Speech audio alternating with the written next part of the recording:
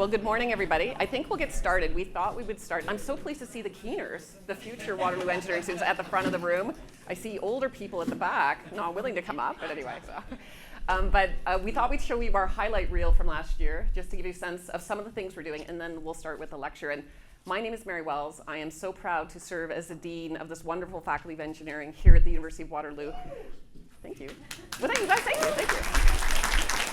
Anyway. But while I'm doing the lecture, if at any moment in time you have a question, like when you were back students in, not this classroom, but your own classrooms, please feel free to raise your hand or shout out, and I'm happy to kind of clarify anything or answer any questions you might have. But we'll start with the just 2024 at a glance, just to give you a sense of some of the things we were interested in working on in 2024. So.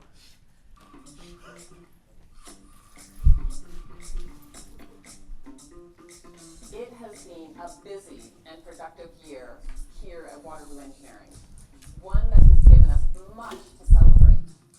Our new interdisciplinary capstone challenge has drawn students from across campus to create innovative solutions for future cities. The Pearl Sullivan Engineering Ideas Clinic had its biggest year ever, with over 7,500 students experiencing hands-on learning through expanded programming. Our student design teams won international competitions in jet propulsion and microgravity, tackling the challenge of welding in space. Through Kids on Campus, ESQ camps, and Traveling STEM, our dedicated outreach team excited more than 30,000 young minds with award-winning programs. And we continue to advance diversity in STEM through initiatives like Women in Engineering. We are focused on transformative research that will solve world problems.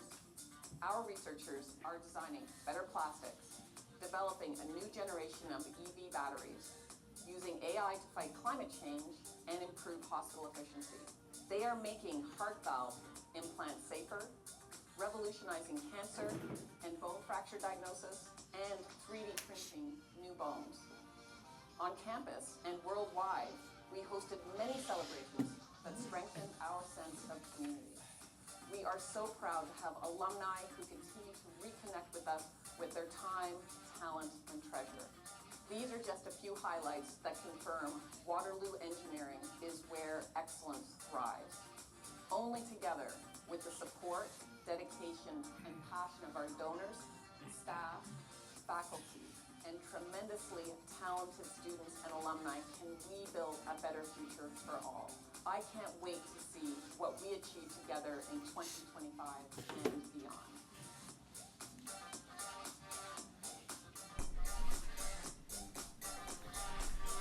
Great. Well, that just gives you a little bit of a sense of some of the highlights from 2024, and I'm so pleased to welcome you here today. Now, how many of you went to see Rock This Town last night?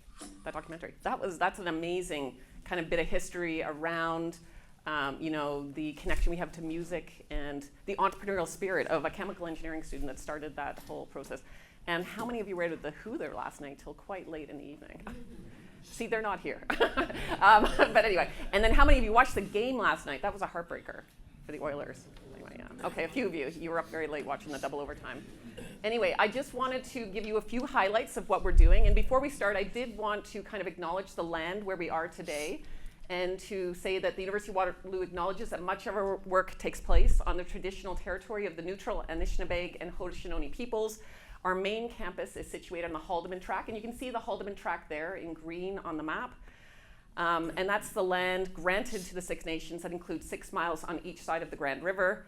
And our active work towards reconciliation takes place across our campuses. So we have campuses here, our main campus at the University of Waterloo. We also have a campus at Cambridge, our School of Architecture, Stratford, and downtown Kitchener, through research, learning, teaching, and community building, and is coordinated within the Office of Indigenous Relations. And I'll talk a little bit about some of the ways in engineering we are trying to integrate Indigenous ways of knowing and being into opportunities for our students. So I just really wanted to remind you of the origin story of the University of Waterloo, how it started, and how in a very relatively short period of time it has gained such prominence on a worldwide scale. And again, it was really in 1957 that this university started. And it was after Ira Needles, a businessman in this community, at a Rotary meeting the year before, had brought the community together, and he titled the talk, 150,000 Engineers Needed. And he rallied the community to say that we really need to, as a country, educate more engineers to kind of deal with, at that moment in time, which was really considered a pivotal point around science and technology and the place that Canada would have in it, and what he hoped would be a leadership role. At that time, the space race was going on. The Russians had just launched Sputnik as one of the first satellites, et cetera, and it was really seen that we were a little bit behind. And so he made a very compelling case to the business community and to community leaders. And so the origin story of the University of Waterloo is quite different from other universities in the sense that it was founded by community leaders and business people, and they wanted it to be very different. And that's why we were really the first university in Canada, and one of the ones around the world that decided to integrate cooperative learning or experiential learning as part of the learning that would happen, so that students would both learn theoretical materials in the classroom, but pair that very intentionally with experiences, hands-on experiences in the real world, and they felt that would produce a better engineer from their perspective in terms of what they saw lacking in engineers at the time. It's so surprising to me that just a year later, they had secured some funding, government approval to start then the University of Waterloo. And so in 1957, really the Faculty of Engineering was the founding faculty, one of the founding faculties for the University of Waterloo, and it started with kind of 5 founding programs: chemical engineering, civil engineering, electrical engineering, mechanical engineering, and engineering physics. And the first enrollment was 74 very brave male students that took a chance on the University of Waterloo to say, we will be the first students that come to this university. And so you get a sense of what that class might have looked like. So fast forward to today and where we are, and we're talking in university years a very short period of time. We're about 67 years old right now, but in university kind of time, we're like a teenager compared to other universities like the University of Toronto in Canada, UBC, McGill, which are much older than we are. So what we've achieved in a relatively short period of time is unbelievable. So today we have close to 9,000 undergraduate students compared to that 74 we started with. We have about 11% international undergraduate students from around the world that choose to come here. We have about 2,000 graduate students, about 350 faculty, 230 staff, and close to 60,000 alumni now. So if you think back to his goal, 150,000 engineers needed. We're getting closer, but we're still not there yet. So we need to continue to educate these really wonderful engineering graduates. And we continue to be ranked as the most innovative university in Canada in 2025, and we've held that role for basically the last 20 years. So we have done exceptional things in the world. We're in the top 40 engineering programs in the entire world. For a publicly funded, yeah, this is all you guys, right? You're right, that's a good concept. Thank you, thank you. And for the future Waterloo engineering students, yes, this is a good place to come. So, and just again, we have our founding programs here. These are, the program growth and how that happened over time. So in 1967, we started offering an architectural studies program that led to a master's in architecture. Systems engineering started in 1974. Geological engineering, you can see the list. Now the ones I've highlighted in dark or bolded are really what we call our interdisciplinary programs. So they're not just affiliated with one department or something, but they're kind of a mix between 2 departments. So for example, geological engineering is with our civil and environmental engineering, but also our Faculty of Science and their earth sciences program. Software engineering is a mix between our Department of Electrical Computer Engineering and our School of Computer Science. And so all those ones, and that's really the way we have approached interdisciplinarity in terms of the evolution and growth of new programs. We continue to hold firm in terms of our academic units, but just see what are the different kind of ingredients we need for a new program. The most recent of which is the very first architectural engineering program in the country, which was started in 2018. I just wanted to give you a sense of what did the campus look like. For many of you that haven't been here in decades, the campus looks very, very different than it did when you were studying here. And so really it was farm fields. And the people that started the University of Waterloo acquired quite a bit of land that was really just farmland, as you can see in the top left. And really the very first building was DWE, which would be considered Engineering 1. You're in Engineering 5 now. So our latest building, which opened in 2019, is Engineering 7. So we've got 7 beautiful buildings. And Engineering 1 was later named DWE, Douglas Wright Engineering, to kind of honor Douglas Wright, who was the founding dean of this faculty and went on to be the president at the University of Waterloo. So that's what it looked like back then when it first started. And those first 74 students, there were no buildings then. They were like in kind of trailers and things like that as they started their programs. And so, you know, today, this is just a shot of our newest buildings, Engineering 5, which we are now. You can see the bridge, and then just behind it, Engineering 7. And this is just kind of another kind of aerial view. We've got also our School of Architecture, which is at our Cambridge campus, in a beautiful building there. And then we also have a campus in Rome, which is really used by our architecture students in the fall term to go over and have a term immersed in Rome and learning about the architecture there. So that's a wonderful other kind of, you know, immersive learning experience for them. So one of the things that we did launch this year in January 2025 was our strategic plan. And really, we did spend about a year and a half as a community thinking about it. We also reached out to our alums to see what are the things that really, you know, what is our aspiration for the future? And so I was really proud that we came up with this statement, I guess, collectively. And really, you will see there are keywords in there. Waterloo Engineering will draw upon our roots in excellence. And excellence was a word that came up time and time again as of something we were all very proud of, and we did not want to let that go. Entrepreneurship and innovation. To lead. Lead is another important word. We didn't want to just be, you know, the engineers in the back room that other people told us what to do, but how do we make sure that our students have the skills they need to become leaders, to decide on what the problems are we should be working on, to lead society in meeting the generational challenges facing humanity and our natural world. So we're not just looking at how do we make our human life better, but thinking of all life systems in our world, whether it be our animals, our plants, all of our natural world. And together, another key word, how we collaborate together, we will connect our knowledge, curiosity, and ambition. And I would argue that the students we attract to the University of Waterloo, and many of you may have been these students at the time, are the most ambitious students in Canada. They want to do very ambitious things. Thank you. I'm glad you're sitting at the front. That's awesome.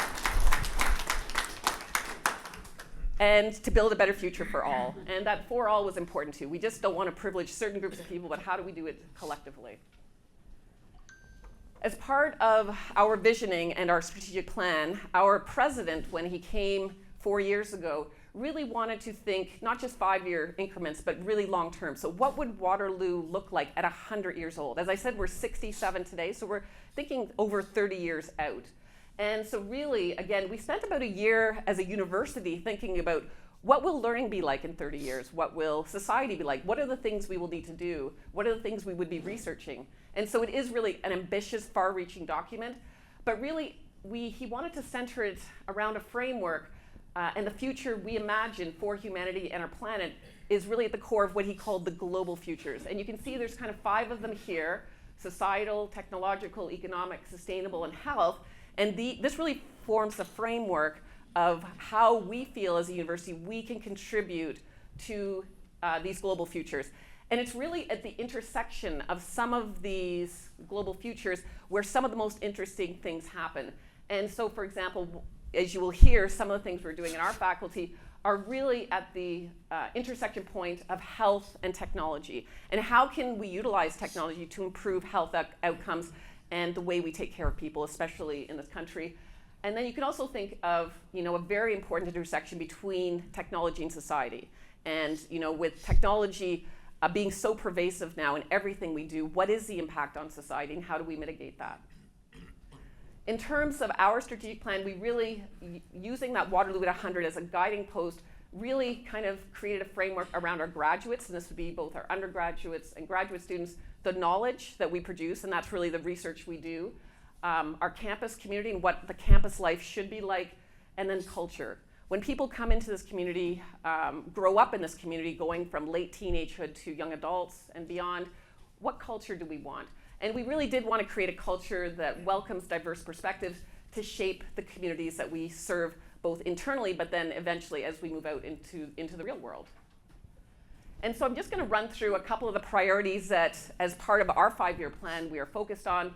And really, in terms of culture, we really wanted to create what we called a thriving intellectual community. We wanted people to push themselves in terms of their own ideas, being exposed to new ideas, to really be able to reach their own full human potential. We wanted to have this idea around inclusive innovation and learning and really think of it as one faculty of engineering. Because we're such a large faculty, we're the size of a small university in terms of the number of students we have and our faculty and staff complements. How do we make sure we don't become too siloed and make sure we have rich dialogue between all of the academic units? We have 8 academic units here, 6 departments of engineering, 1 school of architecture, and 1 Conrad School of Business, Entrepreneurship, and Technology. And we are so lucky to have Conrad in amongst the engineering departments. I think it's one of the reasons by design that has led to us to be one of the top entrepreneurial universities, but also considered top innovative university in the country. We have no school of business, which is unusual for a university, but instead business is kind of sprinkled around the university in unique and varied ways. And so, again, what are the things we're doing to implement that? How do we celebrate collective excellence? And what are the things I can do to inspire that sense of collective excellence for the future? And we also started 2 years ago now, I guess, a Waterloo engineering pin. I'm wearing it here, I can show it to you, but it was really about starting your journey as engineering students, that you would get the iron pin and then work towards getting your iron ring right at the end. And we really did work with the students around what are the values do we hold as a community, and they really centered on community, excellence again, innovation, and responsibility. And it was really after coming out of COVID, we felt the students had to be regrounded in terms of what the values were. During COVID, there was a lot of things going on. I would say cheating became a little bit normalized because it was so easy, and some of the students were coming in and kind of confessing to us that they had done bad things, and we're like, look, so we felt we really had to reset the bar, and that integrity, honesty, your character were so important to everything we did, and to have them kind of take a collective commitment towards that. People don't have to do this, they don't have to make the commitment if it doesn't make sense for them, to uplift themselves and their peers, and to be on a journey of personal excellence. Because many of the students that come here that are the best in the country, they forever feel like failures because they're no longer the top of the class, they're in the second tier, but you're amongst all the top anyway. So it's about personal excellence and your own personal journey around that. So we wanted to re-normalize for them, this is your own personal journey. It's not, don't compare yourself to others. That's never a winning game to do. In terms of our undergraduate students, the priorities are really to connect our students to research. We have some of the top researchers in the world. How do we purposely, intentionally connect students to the research that we're doing? Because many of our students have some glimpse of it, but they really don't have any immersive experiences. So we're doing a couple of programs to purposely do that, and purposely do it through the courses that they take as well. Enrich our students' academic life. This is looking at the programs. We have very, very dense programs. It's a very intense program here. If you remember, you pass terms, not just credited courses. So you're expected to take all the courses all at once and pass them all. In other programs, you can lower your course load and move through the program at a much slower pace. At Waterloo, that's not very easy to do. And it creates a different level of intensity that you need to be able to cope with, I would say. But how do we kind of de-densify the program? From an accreditation perspective, in some of our programs we do have too many courses, so how do we lower the number of courses to make sure that the students have time to reflect, to think, to engage with the material, and improve co-op experiences? How can we make sure that co-op experience, and how do we evolve co-op into the future? We started a whole stream of co-op for social good for those students that are very interested in the not-for-profit sector, et cetera. How do we help subsidize those not-for-profits so that they can take our engineering students to help them achieve what they would like to, et cetera? Some of the implementation action, we are currently looking for an O'Donovan chair in engineering, and this chair will be centered both on AI research, but also taking that AI research and embedding it in the classroom. And so we're right now conducting the search. We should know in the next month or so who this person will be. We've also started a Rising Stars Summer Research Program, and this is where we invite senior undergraduate students, the top in the country, to come to Waterloo for an immersive research experience. I just met them last Thursday. We've got 17 here this summer. It's the second year we've run it. And really, this is about attracting the best graduate students for our researchers into the future. And then we've got a whole bunch of things around enriching the students' academic life, around scholarships that we're offering to them, our Ideas Clinic. As you saw in that video from Highlights last year, we did start an interdisciplinary capstone where we have engineers working with non-engineers. on, complex problem spaces, and we did it around sustainable cities, right-sizing our curriculum, and then, as I said, co-op for social good. In terms of our graduate students, we're looking at enhancing our research graduate programs, looking at strengthening and articulating our course-based or professional master's programs in terms of working very closely with industry. What are the kind of skills and attributes we need for the future? How do we design, in conjunction with industry, those programs that will be the most important, the most in demand for industry in terms of jobs? And we've now started to integrate co-op into these kind of course-based professional master's programs. And then entrepreneurship opportunities for our graduate students. We have really focused a lot of the entrepreneurship work we do at the undergraduate population, which makes sense. That's 80% of our student body. But there's a whole bunch of other interesting things happening in research where we can get into what we call deep tech ventures, which are really these, could be very disruptive technologies into the future. So we're creating opportunities to expose graduate students to that and pathways to allow them to create ventures if they're interested in that. In terms of knowledge, and again, this is really research, how do we make sure we celebrate our knowledge and its impact? And part of this goes to what we call knowledge mobilization. Really for a professor, when you've done a new piece of work or research, you often publish it in your own scientific domain in the form of journal articles, et cetera, et cetera. Those are not typically accessible to the public. So how do we take that knowledge and better impart it so the public really understands what is the new knowledge that's being developed and what is the possible impact on society into the future? So after my talk, you will get a chance to see 4 of our early career researchers as a form of knowledge mobilization, so they can explain the kind of things they're working in, the problems they're interested in, and what they're hoping to have as the impact.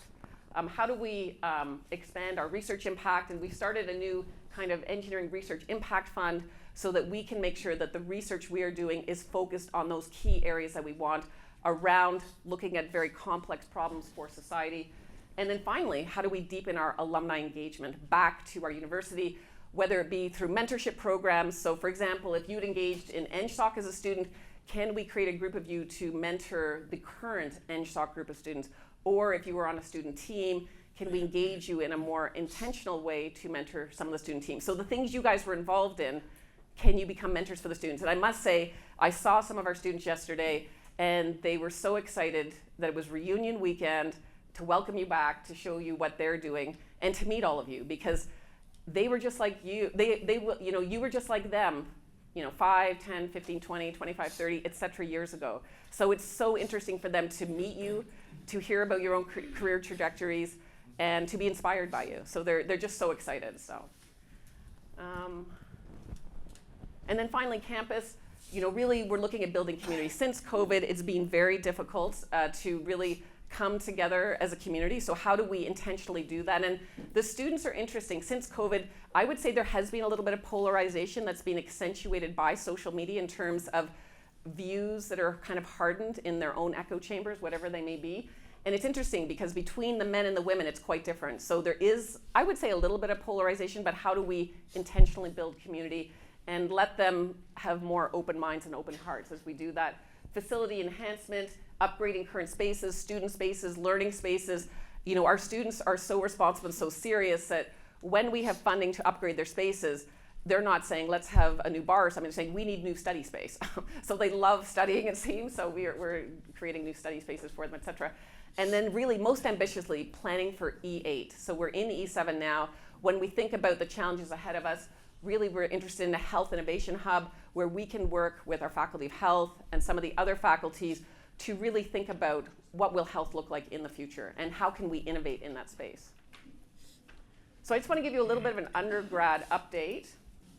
So I wanted to give you a sense. One of my jobs as dean is to make sure that your degree continues to be highly valuable into the future, and Waterloo Engineering remains a destination of choice in terms of our students, our faculty, and our staff. And I wanted to give you a sense of how the number of applications we get to Waterloo Engineering has changed over time.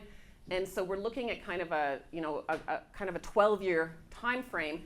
And you can see that back in 2012, the total number of applicants we were getting was 10,000. we just finished our admission cycle for entry in fall 2025. We're up to 16,000 applicants. So it continues to grow over time. You can see that during COVID, clearly there's a dip, which makes sense in terms of the uncertainty around what would be happening. Do we want to go to school if it's online? What's going to happen? But since that time, we've seen a significant increase. And I wanted to give you a sense of the domestic. So these are the students in Canada, and then the international. And for all the universities, for you, those of you that follow the news, you will know that all the universities in Canada have been struggling a little bit because of some of the government stances around international students. And so you can see that there was a dip that we're still trying to recover from in terms of, for international students, Canada being a destination of place to go study. Yes? Just curious, do you have any insights into the dip that started in 2019 pre-COVID? Yeah, I think so it kind of plateaued out, I would say. Here's 2020, so it went down a little bit, but it's never really recovered. And the scale is different. If you looked at the scale bigger, you would see it's kind of been declining more rapidly over the last few years. Part of it is some of the geopolitical tensions. Canada had the spat with India. Many of our students that come to Waterloo are from India. The situation around research security concerns with China, et cetera. And so these have not been good for us because we want to attract here the most ambitious minds from around the world to come and study in Canada to help Canada grow from an economic prosperity perspective.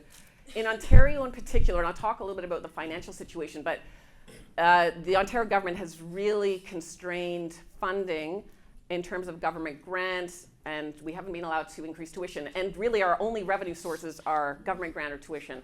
And so as a result of that, some of the colleges, I would say, it wasn't really the universities, really went crazy to taking in too many international students.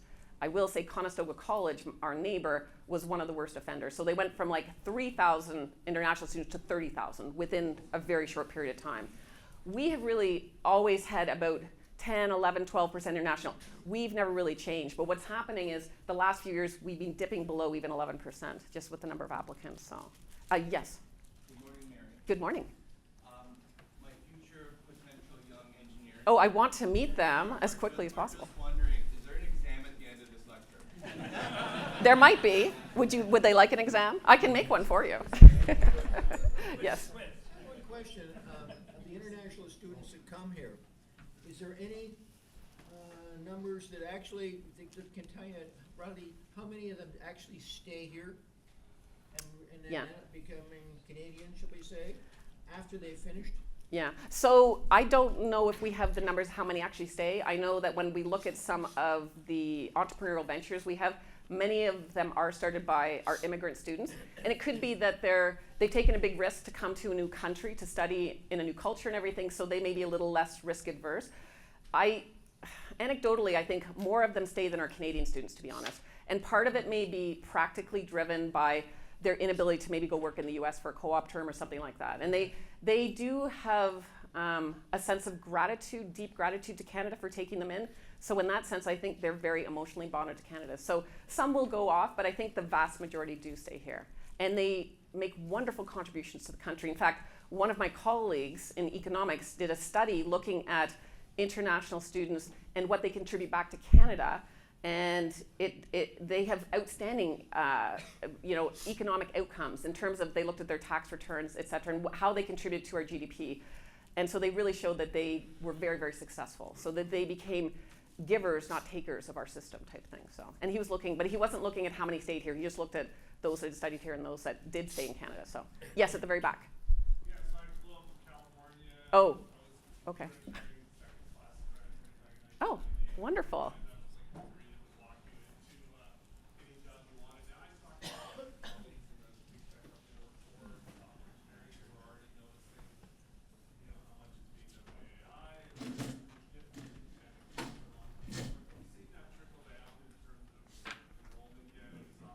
Oh, yeah, really good point. So, from California, software engineering, the idea of what AI might do to disrupt those industries.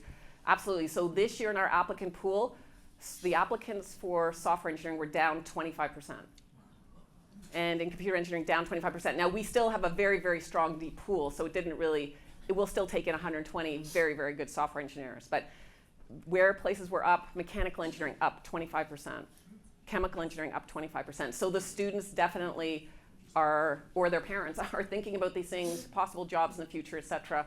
And we are starting to see some changes in patterns of behavior for that. Now we'll see across the country what that means if there are, like Waterloo's one of the top places for software engineering, but there may be other programs which aren't as strong that are seeing lower numbers of software engineers into the future. So we are starting to see that. So, and I hate to tell you this, but we do have some of our students saying they don't want to go to the US for a co-op anymore. So just in a patriotic sense. Now, they're really thinking with their heart, not their kind of financial sense, I guess. But anyway, and we're trying to create really ambitious opportunities for students here. This is one of the things I'm very focused on now.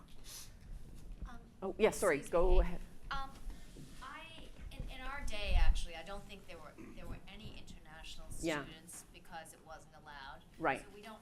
I haven't looked at it recently, but I was told by a reliable source the tuition at U of T engineering, which I think is comparable Yeah, to Waterloo, it is, yeah. was close to $100,000 Canadian per year. Yeah. So if you could just, is that? Yeah, I can comment on that. So tuition for a domestic student is in the order of $7,000 a term or $14,000 for the year. You're right, a tuition for an international student is more in the order of $35,000 a year, so $70,000 Canadian. So, and that would be comparable to U of T, et cetera. So, now part of the reason basically the domestic students are subsidized with the government grants. However, that is starting to shrink as well. And I will say that those domestic tuitions have really been capped, and we are not allowed to increase them since 2019. So every year our costs go up 3 to 4%. And yet our revenue, the government has created a stagnant revenue source. So as a result, the international student tuition has risen at a more rapid rate. So probably 5% a year over that time frame. So that's why we have a bigger gap now between what the international students pay and our domestic students. So that is true. And you're right, when in the early days, because of co-op and the mandatory requirements around co-op, Waterloo really could not take in any international students because they were worried they couldn't fulfill that co-op requirement because of the visas they would need to be able to work. That has changed now. And these international students add so much intellectual vibrancy to the classroom. So our Canadian students can learn about different countries, what it's like, different cultures, et cetera. So they're really a wonderful and welcome source of students. Now I hope this doesn't scare you guys, especially all our future engineers. But these are kind of the grades. I didn't even want to put this in, but they said, no, they like to see it. So I'm like, okay. They need to know. They need to, okay, I know, but please parents, don't put too much pressure on your poor kids. But anyway, this is just looking at, again, how competitive it is to get into Waterloo engineering. And I will say with the loss of grade 13 20 years ago, the marks all really became compressed a little bit so that a lot of the students are in the 90s now. Now, I graduated in the mid-80s. I had marks in the mid-80s, and I got into Waterloo. So I don't know. Things have really changed type thing. So, but then again, you can see kind of getting upwards of 95%. So this is a good problem to have, but it is a problem because I need to think about admissions of how do we distinguish between a 95% from one high school and a 93% from another, right? We want to be as fair as possible in bringing in the most ambitious, the most internally motivated students that we can, that are capable type thing. So, yes, at the very back.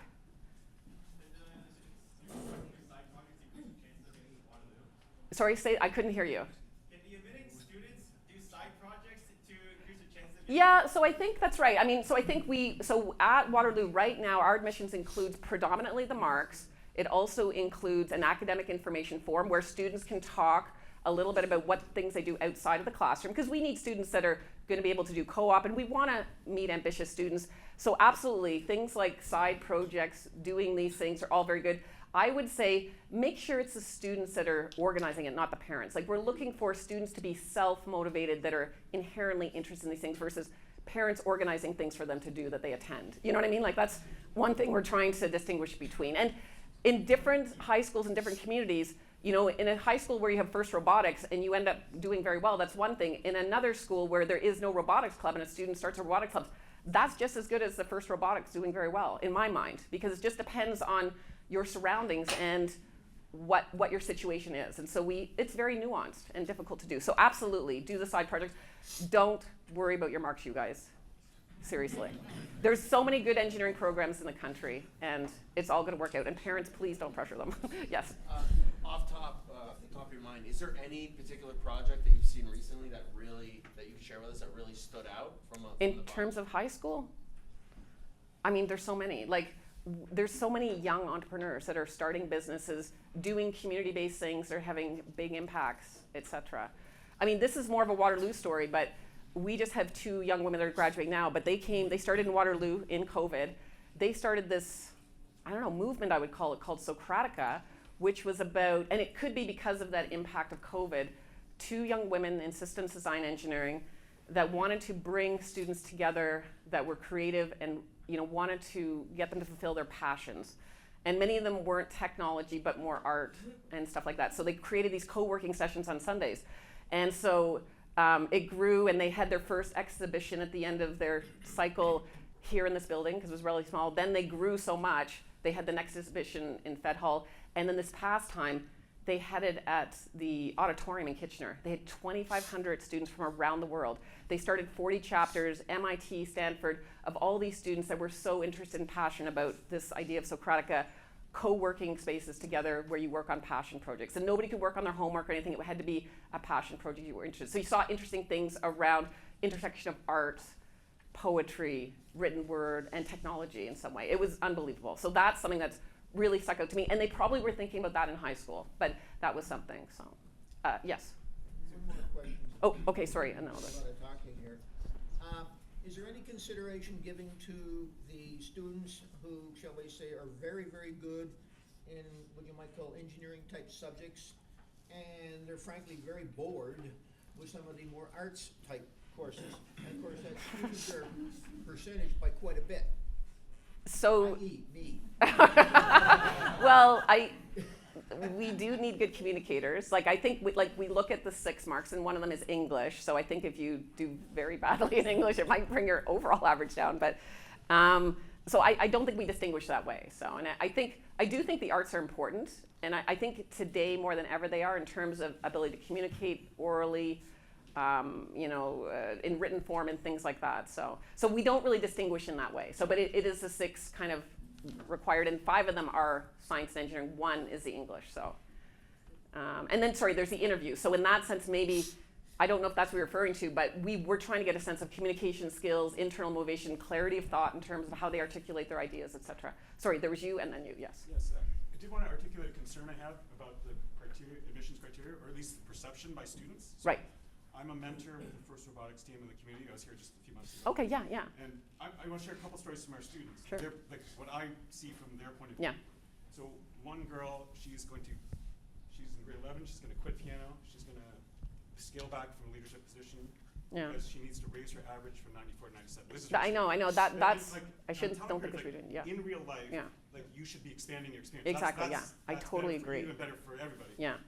Another example, my son, him and his friend, one night they were going to skip robotics. Like, why are you skipping robotics?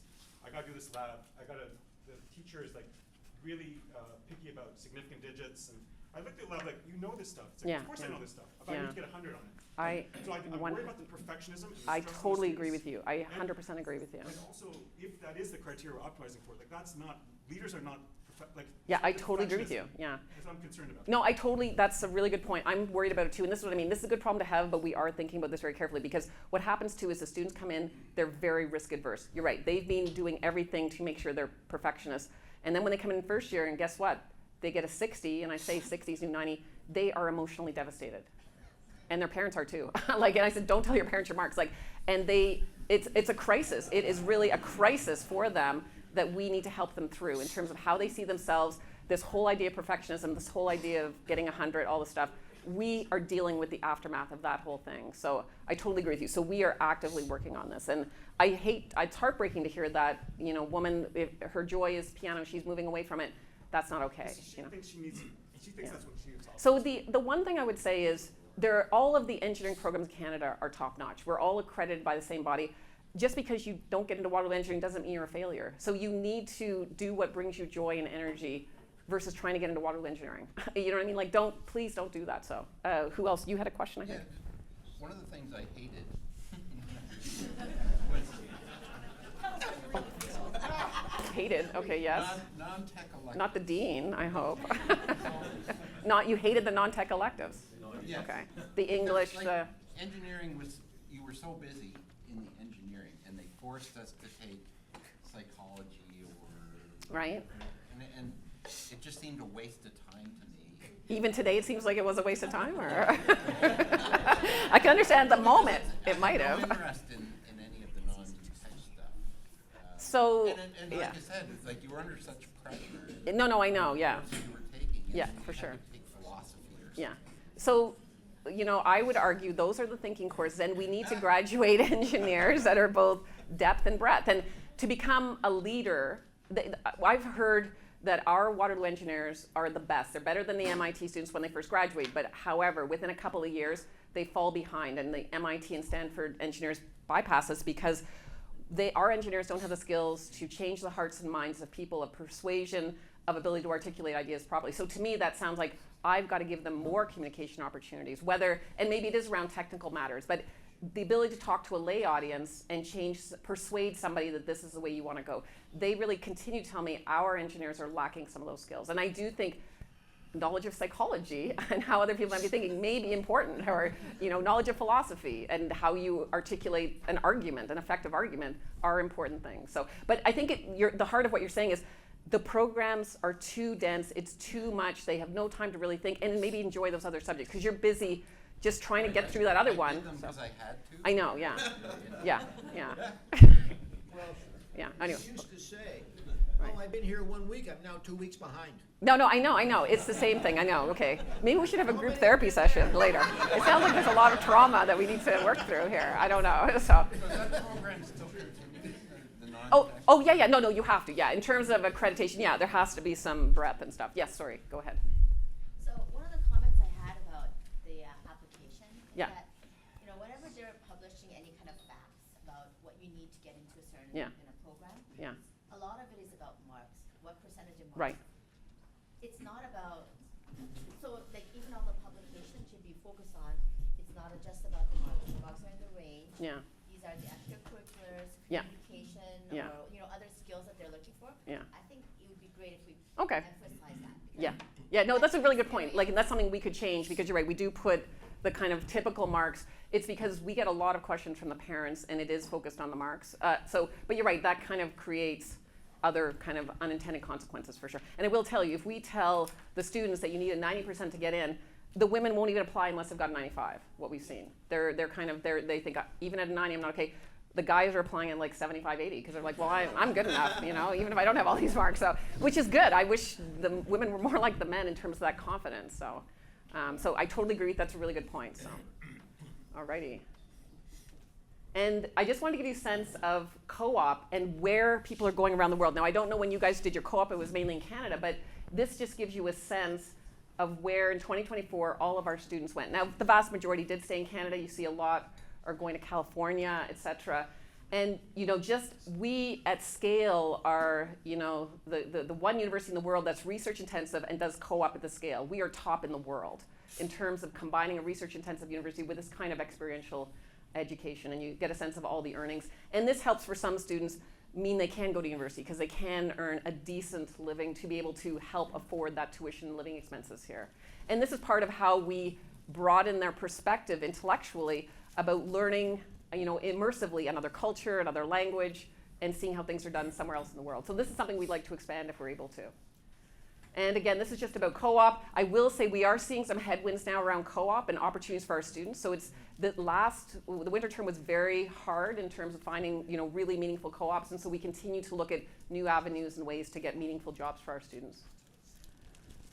I just wanted to highlight a couple of really recent student team successes. This is our Waterloo Aerial Robotics Group, and this is another form of learning, not in the classroom, but in a passion project.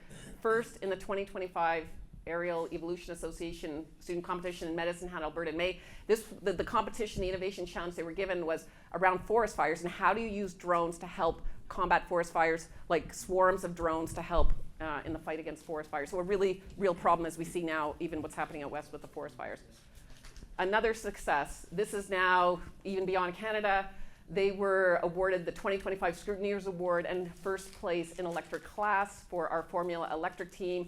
I will say I took great pride in seeing that U of T was second in this. and yes. and that MIT was 6th. So we're beating all the good ones. So yeah, I'm going to bring you to all my events in the future. Yes. You said that you're looking at other avenues for co-op. Yeah. What are some of those ideas? So, like, one of the things we're doing with our Ideas Clinic, for example, if you get a chance to go see the Ideas Clinic, it's an unbelievable immersive learning experience, and it's where we take real-world engineering and bring it into the classroom. And so they've developed a couple of hubs aligned with the global future. So we've got a health hub, kind of a technological hub that's funded by industry. And so one of the ways we're doing is hiring co-op students to help take those real-world engineering problems, scale them down so they can be absorbed and learned in their classrooms type thing. So that's just one small example of things we're doing. So the Co-op for Social Good is another one where we're raising funds to allow students to go into not-for-profits, et cetera. You know, the whole idea of entrepreneurship. How do we create opportunities for those very ambitious entrepreneurial students to look at starting a startup type thing? We've just kind of signed on with Team True North, which are kind of the 32 most rapidly scaling companies in Canada, to create a pathway for co-op to allow them to hire our co-op students. So these are some of the things we're working on right now. So yes. So, I mean, in the past, I think Waterloo was attracting a lot of the top, like, you know, kind of tech companies. Yeah. For hiring. Yeah.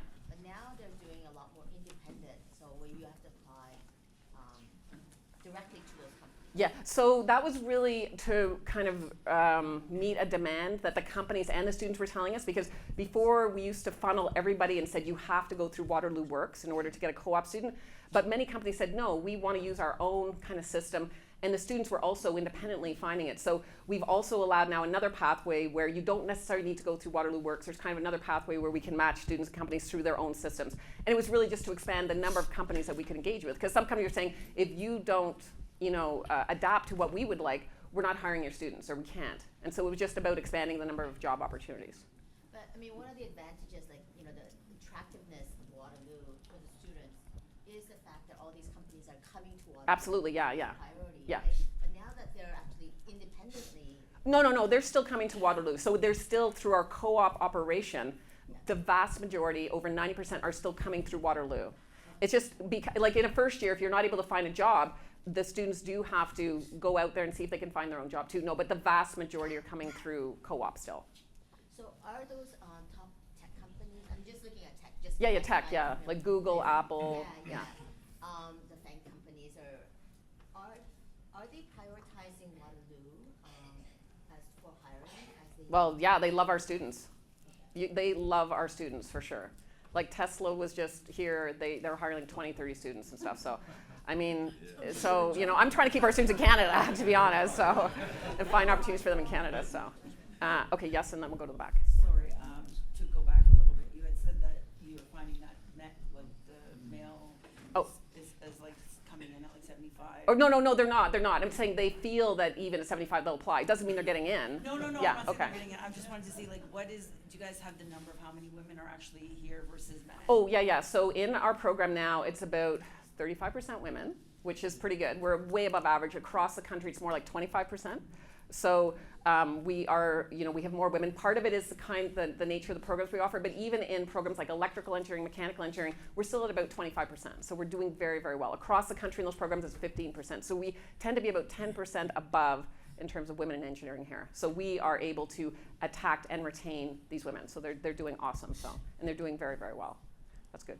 There was a question over here. Yes.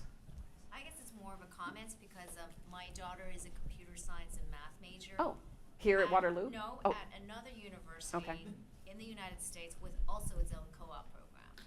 With a co-op program. With a co-op Yeah. program. And it's interesting, some of the things, so it's similar to Waterloo.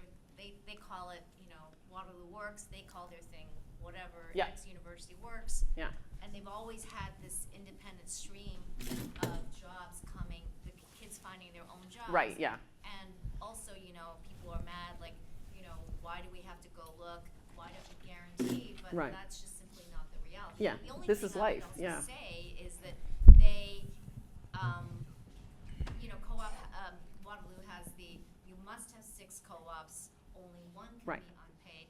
But they're a bit more adapted to the economic reality. They're Yeah. like, look, you can't get a co-op but you know, we don't guarantee one, and you just take classes and graduate.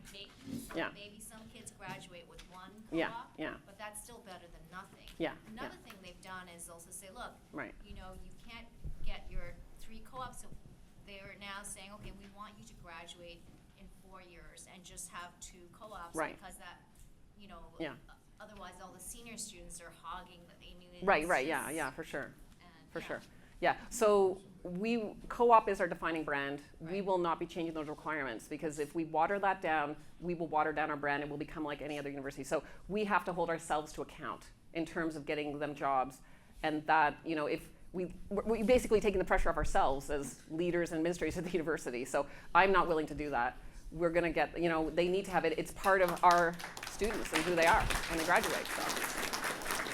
And the other thing is, I'd be interested to see the size of the program because the issue is we do it at such a scale as you've seen. You know, 10,000 students going out each year. Like, that's unbelievable. So I don't know where the university is, but nobody else does it at that kind of The scale. other thing I would say is, like, we tried hiring co-op students, and it was incredibly difficult and actually kind of impossible. From Waterloo. here, yeah. Okay, so Like, let's that talk. That 'Cause I- pipeline is kind of broken. Yeah, I totally not agree the with only you. person I on would that. love to talk to you offline Yeah. because that is not okay. When I hear stories like that, that's not okay. We need to fix that because we need good co-ops for our students. So I will talk to you and connect you with co-op to make sure that it's as easy as possible for you guys to hire our students.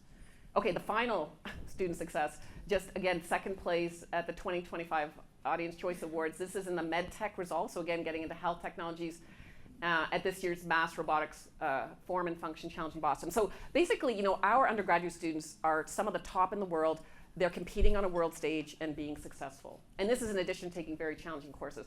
Just a couple of things I quickly want to highlight. As I said, and you saw in the video, we started this interdisciplinary capstone. We started last September. We attracted 150 students into it across the campus. We had kind of a teaching team from across the campus. And really the theme was about building healthy, prosperous, and sustainable cities.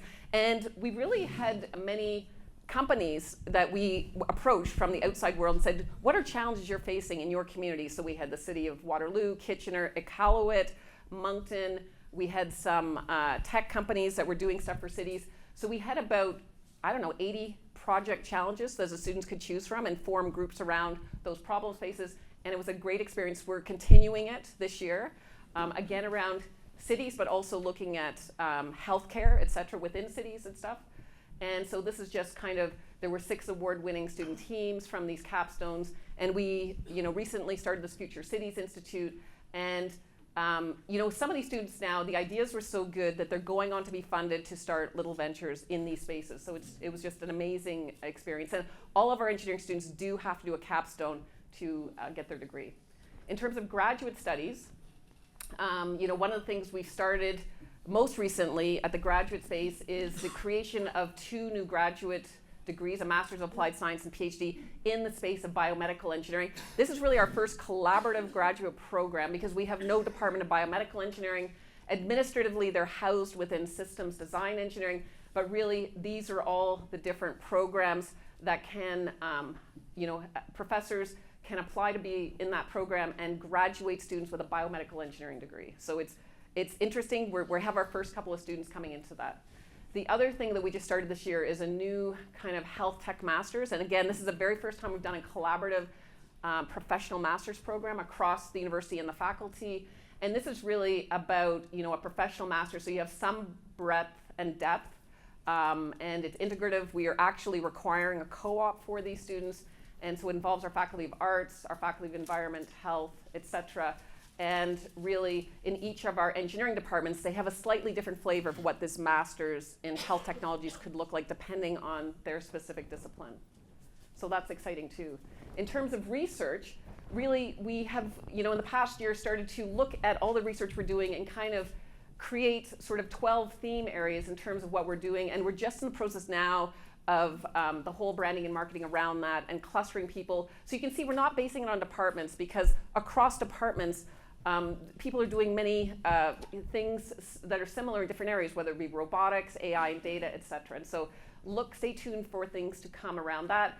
Interestingly enough, in our Conrad School, they just started and launched a PhD in entrepreneurship and enterprise. And so we're looking at the area of entrepreneurship and research in that space. And then we're also doing things around trust, public trust in technologies, public trust in scientific information. And this is just some of the funding we're bringing for research. So again, we're doing very well in terms of some of the research we're bringing in. And these are just a couple of examples of things, highlights from our news stories. You can always follow our news to see what's going on, but how do we create these tiny biomedical factories from common bacteria? This is a kind of bacteria that's found in your gut. And some of our researchers, again, and early career researchers, looking at ways to take that bacteria and inject it with certain things so it starts to produce these high efficiency factors capable of producing these tiny powerful particles for drug delivery, cancer therapy, and vaccine development, so that they become the agents that will go and deliver these things. So really exciting stuff there. And then just last week, I think it was, they had a story about how Waterloo researchers had really discovered, so it's more discovery based and working on an application, how to make this soft ball, as you can see, roll down, not fall. So usually things will fall through gravity, and it has to do with the nanoparticle and how it changes and absorbs its shape against the wall over time. And there could be a lot of applications in the areas of soft robotics, et cetera, for the future. So lots of things going on, from maybe more practical things to more discovery-based. I just want to touch on entrepreneurship at Waterloo because it's such an important part of what we do. This is a picture of Frank Bayliss, who actually ran for the Liberal leader. I don't know if you saw that. He's one of our grads, and Chris Shaw.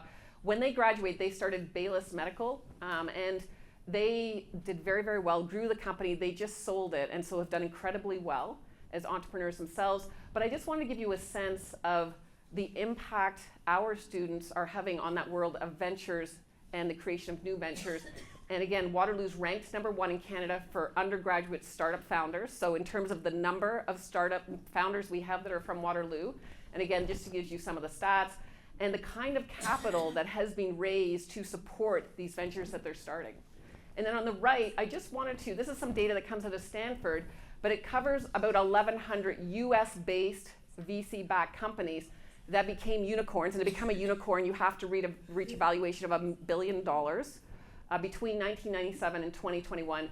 And this is just looking at how Canada has contributed to these US companies. And so if you see, out of the University of Waterloo, 21 of those unicorns in the US were from founders who were from the University of Waterloo. So that's really good. We were the highest out of any university in Canada. But why are we contributing so much to the US economy and not our own? How do we create opportunities for these ambitious people to stay in Canada and build these companies in Canada and have these unicorns in Canada? So it's a great news story, but why is it happening in the States and not here at home? So again, things we're working on in terms of those opportunities. In terms of entrepreneurship education opportunities, we start right from undergraduate in first year. And this is another example of co-op opportunities where in first year, this is how you can start to be exposed to entrepreneurship at the university. We have a program called Bridging Entrepreneurship to Students, our BETS program. So in 1A and 1B, if you're having trouble getting a job, we've worked with our local startup ecosystem to create subsidies so that you can go and work and help them as human capital to build and then get exposure to 3 of those companies over your 1A or 1B term.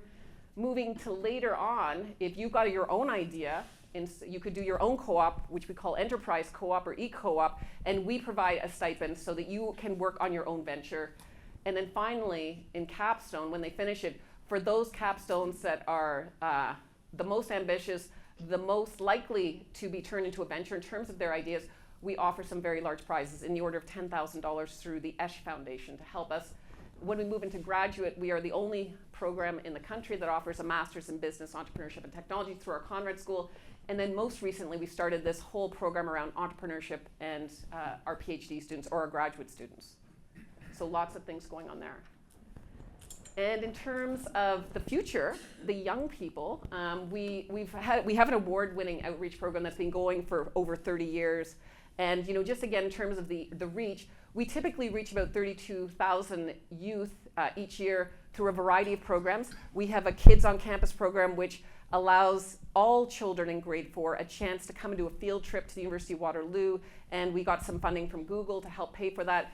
It's been so popular, and I must say that these grade 4 students are so inspired, and they experience the wonder and awe of science and engineering, and they're full of life, of positive energy. And so for our sleepy students are coming in for their 8:30 or 9 o'clock class to be exposed to all this wonderful energy. the excitement of being here kind of reminds them of when they were in grade 4 and stuff. So, but this just gives some data about that. Most of it, like 80% of what we do is kind of kindergarten to grade 6. So we really believe in early starts to exposure of kids to these kinds of programs. We also do some more bespoke programs for particular underrepresented groups, but it really only represents about 5% of everything we're doing. So whether we have some programs for Black youth, Indigenous youth, and women in engineering, which we've always done. And I just want to give you a little bit of a financial update. We already touched on it a little bit, but as I said earlier, in Ontario, all the universities and colleges are really struggling, and they have been for a number of years. Part of that history of what's happened is the domestic tuition was, first of all, cut by 10% in 2019, 2020, and has been frozen ever since. And so that was one source of our revenue. There is restricted funding from the SMA, that's our strategic mandate agreement, and that's really the government grant. And typically they will give us a certain amount of money per student that we are educating, but they basically said and capped it and said, we don't want you educating any more students, so you have to kind of hold steady.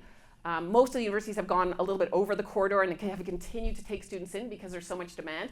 But many of us are talking now that we need to move back within the corridor. So we anticipate, unless this changes, there will be fewer and fewer spots open in the future. And some estimates say across maybe Canada or Ontario, 100,000 less spots for students in the next 5 to 10 years. So unless things change, rising regulatory requirements. Just this week, they were talking about, or last week, you know, the government now wants to intrude on our operations and tell us how we are to do admissions and admit students only based on merit. So guess what? They only want to use marks, which again is very dangerous. And that, you know, if you want to have autonomous universities, the government should not be dictating who should be getting into universities and who should not.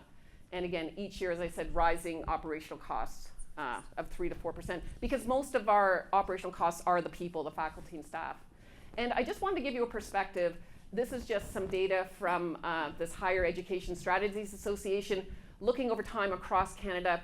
On the y-axis is just percentage of GDP that the country spends on education or higher education, so universities and colleges, and how it's changed over time. And so the green, the dark green bit is the government support for that as a function of GDP. The light green are what the students pay, so that's their tuition. And then the kind of orangey is other, which could be philanthropic support, other grants, et cetera, that you might get. But you can see where Waterloo formed. Within that first period of time, up until about 1971, this was kind of the golden age for universities and colleges in Canada in terms of the increasing support of governments. And they got close to 2% of GDP being spent in the sector. Since that time, you can see kind of a continual erosion downwards of the amount governments pay or invest in HEIs, et cetera. So today we're probably down closer to 1 or less than 1%. That is very low compared to the other OECD countries, and I would argue is an existential threat in terms of continuing to ensure our public universities are world class.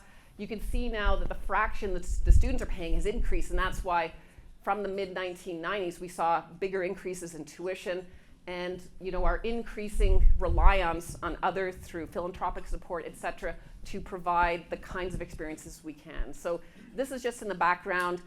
You know, as engaged citizens, these are things I hope you look at and engage in, because I think it's so important to have a very strong university and college system in this country, and a K-12 system as well. Education is the bedrock of creating engaged, thoughtful citizens for the future, and making sure we have a strong democracy as well. Yes? So how does that compare to other like G7 kind of? So G7, so I would say the best, I think, are places like Korea, which are 3 or 4% of GDP, but I can get that data for you. So, but we are one of the lowest in the G7 or the OECD or whatever you want to look at. So Canada's not investing in, the competition is between healthcare and education in some sense. So with an aging population, there's more and more pressure on healthcare, but this is where I think as a country we need to really rethink healthcare and how models to lower the costs and improve the quality if we can through the use of things like technology, et cetera. So we'll see. But I can get that data for you. And then some really good news. Last summer, you know, in our Waterloo region, we had 2 hospitals, the Grand River Hospital and St. Mary's. They have now joined together to form one hospital called the Waterloo Regional Health Network. And we have another hospital that's being designated for this region, and it's going to be going on our North Campus. So we are going to have a hospital. It's being designed for right now, so it should be here, assuming everything goes well, in the next 10 years. And this just gives you a map.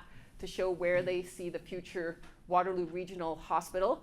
Now, as you all know, we don't have a medical school, and at this point in time, there's no plans to have one, but our current president really sees us as the very first innovation hospital in the country.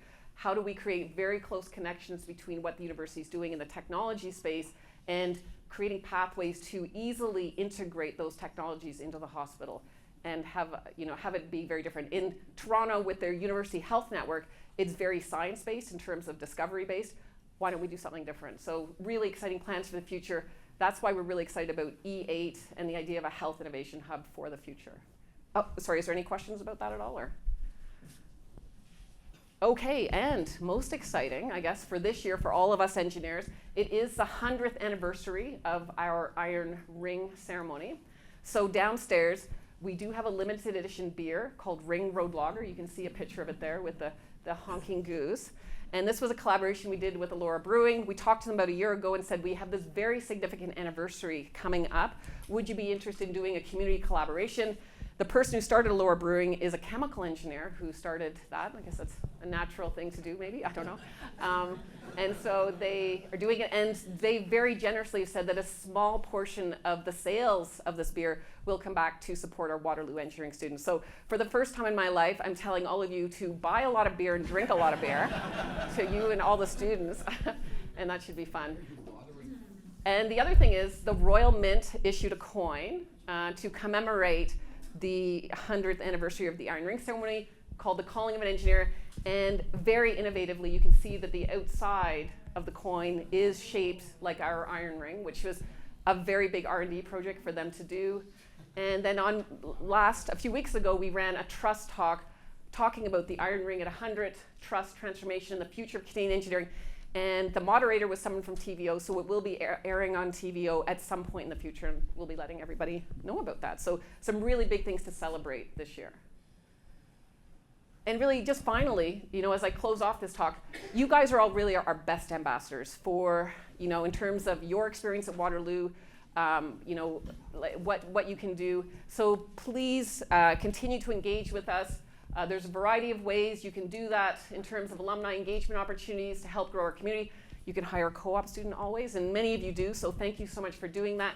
You could be a guest speaker, meet some of our students, come into one of the classes. For our pin ceremonies, we always invite back an alum to talk about their career, their reflection on the importance of community, responsibility, innovation, and excellence. You become a mentor for some of our students.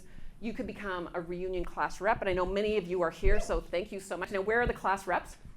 All right, thank you. Let's give them a round of applause, because they do a lot of work on all of your behalf. That orange portion I show you in the financial, you could be a financial supporter.